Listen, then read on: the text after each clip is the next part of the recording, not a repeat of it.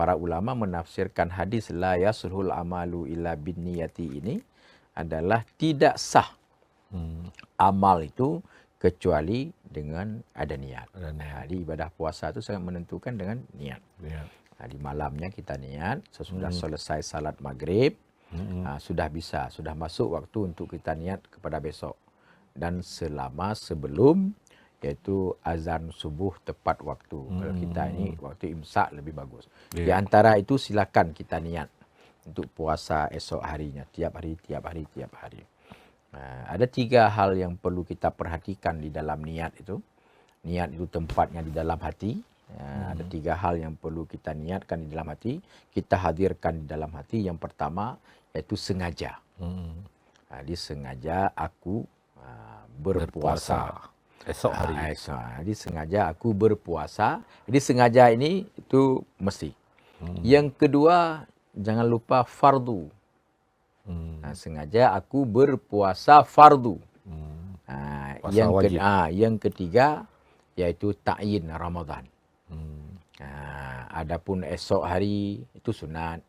Lillahi ta'ala itu sunat. Tapi yang sangat substansi dari dalam niat dalam hati 3 ini. Kasad, ta'arat, ta'yin. Jadi ini perlu dipahami oleh kita semuanya. Bagi yang melaksanakan ibadah puasa kita dan ibadah-ibadah yang lain, itu tidak boleh lupa niat dalam hati. Yang 3 ini substansi di dalam niat. 3 itu tadi sengaja, fardu, Ramadan. 3 ini sudah. Ini substansi sih.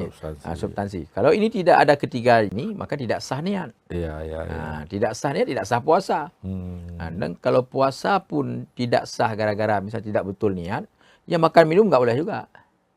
Nggak boleh juga. Boleh juga. Ya. Kenapa? Karena kita diminta wajib imsak. Jadi memang puasa bukan, tapi tidak boleh minum.